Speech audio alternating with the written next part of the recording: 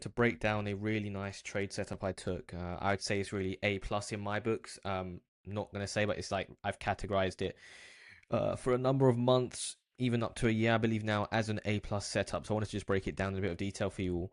And we'll start off basically by going to the date itself and covering the context. The date itself is Friday the 13th of March.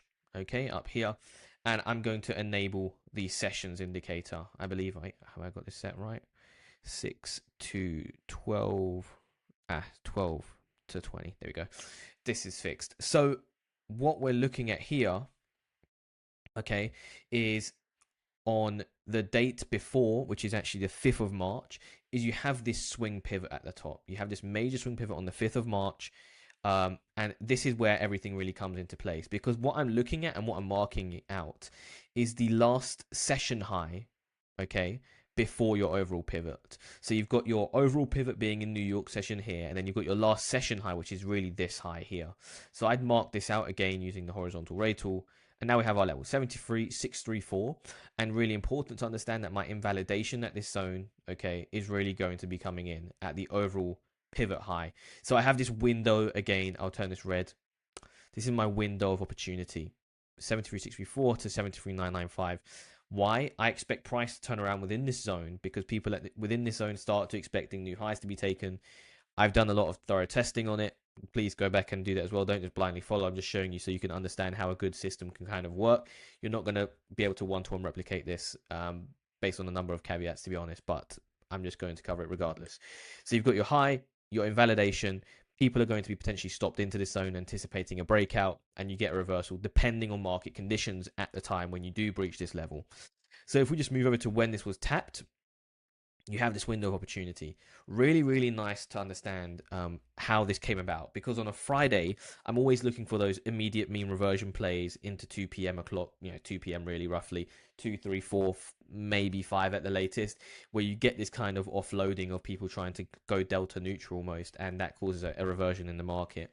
So if we're looking at it from, we'll just highlight this zone at the moment. From Friday the 13th of March at 12 p.m., price literally just goes straight up. And when I'm looking at this, I cover this in my New York session, how to trade New York session video. When I'm seeing this on the 30-minute and hourly, this is literally the one time framing up. I'm viewing this immediately as a natural target. Target number one, at least. But alternatively, my other target was really down here as my big wick liquidity zone. So how I look for this is I have my level of interest being this blue line. I then look for the opposite side inefficiency being down here in this wick. This is like where I see price being the most inefficient and most likely to hit if we are to reverse from here, and where I'm going to likely take profit. And I mark this out before the trade is taken. And this is the opposite side inefficiency can be done on a discretionary level basis.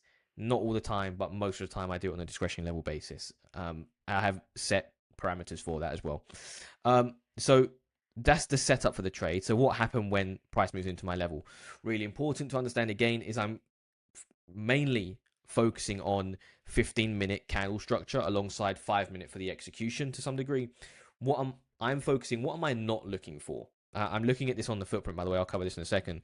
What am I not looking for? I don't want to see a massive wick into this. I don't want to see like price massively wick into this. Like this, for example, I don't want to see this because I'm less likely to, be confident in holding this high. Okay. So I want to see kind of a full body above, again, not a poor high either. So it's got to be that balance between not a massive wick, decent sized bodies, but also not a poor high where, it's absolutely definitely going to be revisited. Like, I'll give you an example. Something like this is poor on the day. So just as an example, what I'm looking for is that. So price has moved up directly on New York Open into this, 2:30 p.m. People are going to start offloading positions for the reversal potentially. You get the move up. I'm entering, if we just go to the 5-minute on this, I'll bring it back. Right, this is what don't I want to see? I don't want to see a ton of sells up here. That's not what I'm seeing. I'm seeing a load of buying coming in here, and as soon as price drops back below this level, I'm monitoring this on the 15-minute as well, just so because I don't want the wick to be too big. If the wick is too big, right, and you start coming back down here and you start forming a massive wick on the 15/30, I'm not interested, at least. So as soon as price come back down below here, I'm entering. That's when I'm entering, and my stop again is 73,995. Immediate target down back at that opposite side in efficiency. Okay, so again, you're looking for a decent sized R on these, and these is why this is why they're A plus, but the parameters behind them working are really really primed up. Especially on a Friday afternoon, going into this. Something else to really note from this, if we just come out of this and go back.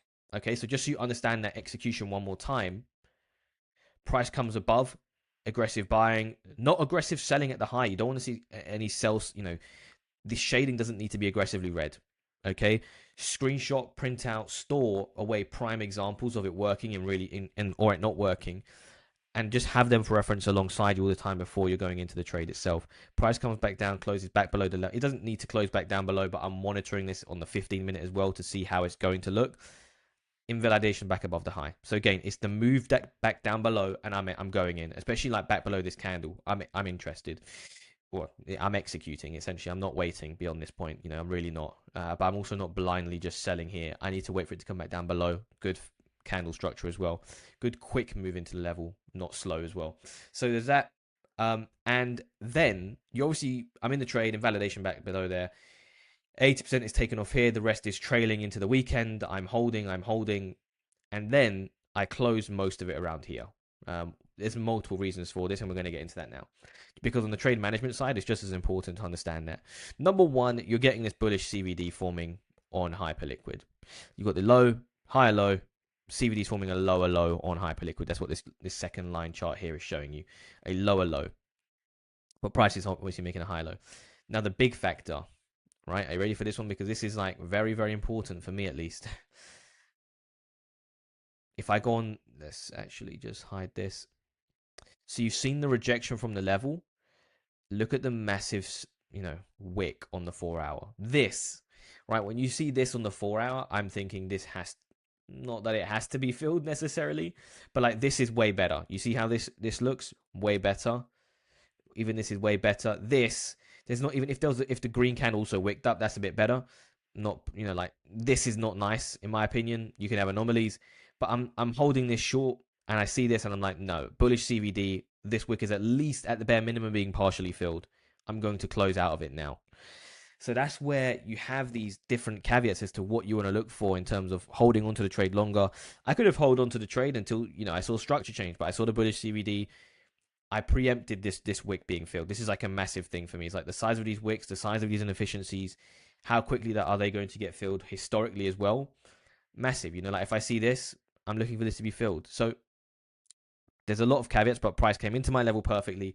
It got the reaction I wanted, but ultimately it just formed a high low before then continuing on the higher time frame.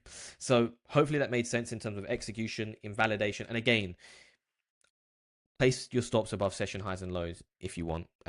Just giving some advice there, even if it means wider stops, larger targets. There's certain ways to go about it, but yeah, hopefully I've covered all the reason, the context, the positioning behind it, right? And hopefully you found something interesting. Thank you.